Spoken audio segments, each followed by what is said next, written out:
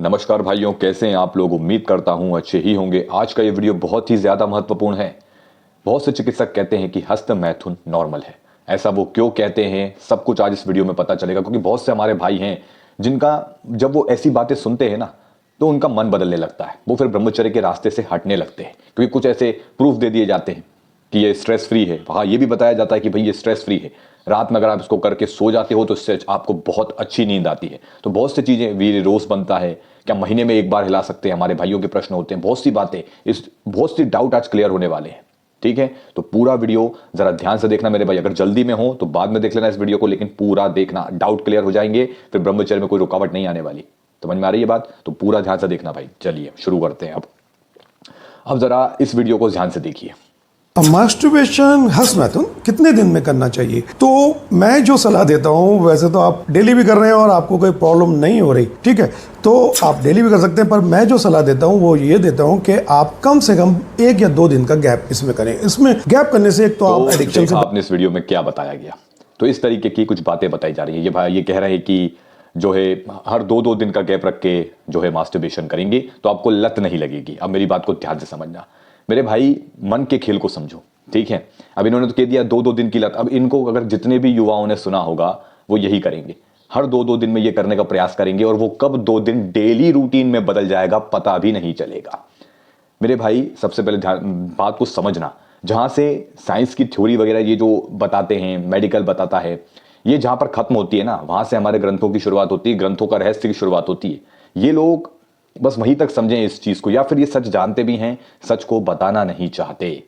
क्योंकि अगर ये सच सामने आया तो शायद इनके धंधे पानी पे फर्क पड़ेगा। मेरी बात को ध्यान से समझना। देखो, 5 उंगलियां बराबर नहीं होती, सभी चिकित्सक एक जैसे नहीं होते। मेरी बात को ध्यान रखना, हम सबको गलत नहीं कहेंगे।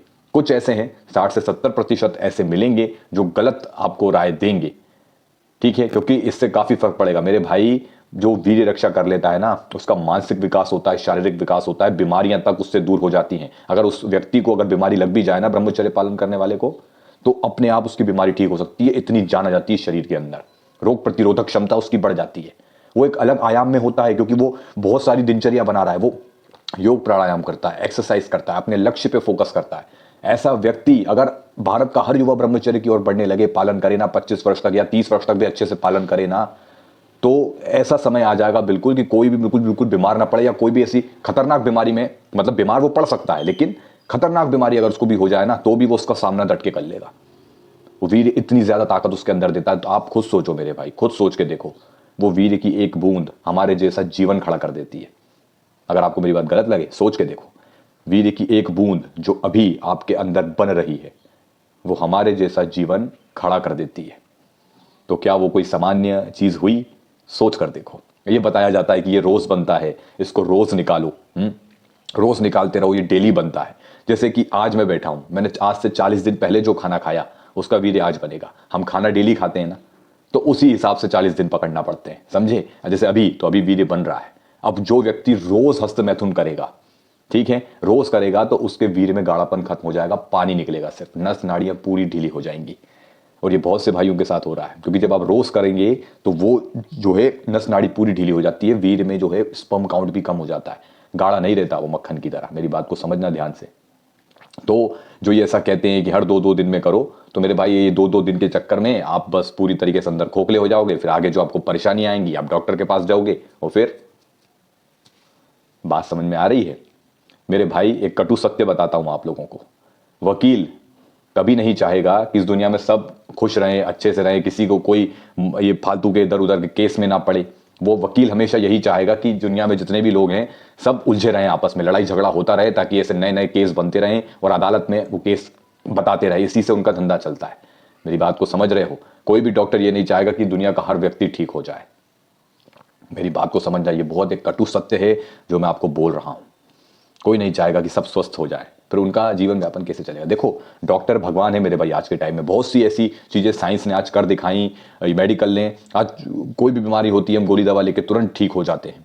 ठीक है, ये कोई गलत नहीं है, ये बहुत सही है, मेडिकल सही है, लेकिन अब इसमें थोड़ी सी मिलावट होने लगी है।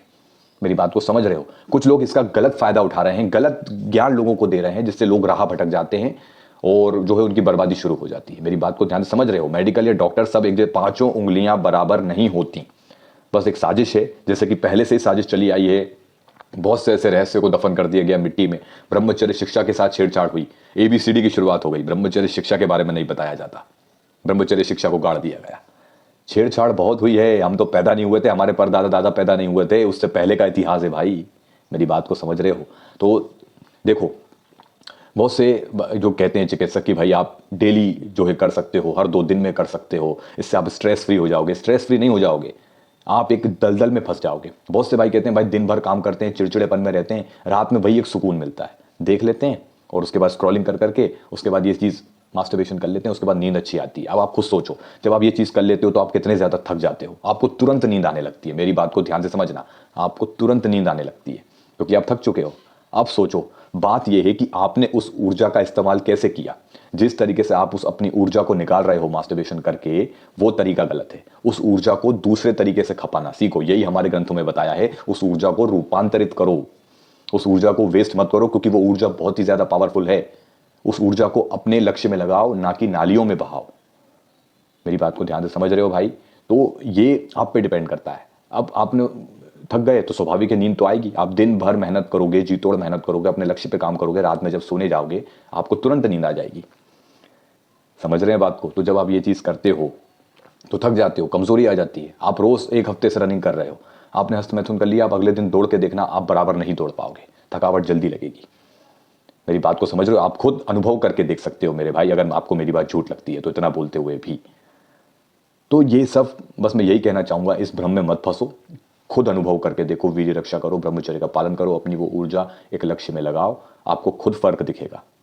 और आप खुद कमेंट में बोलोगे हाँ भाई ऊर्जा की अनुभूति होती है, कुछ तो है इसमें, एक ऐसी ऊर्जा जो अचानक हमारे अंदर कुछ परिवर्तन करती है, कुछ तो है, एक चमत्कारिक परिवर्तन।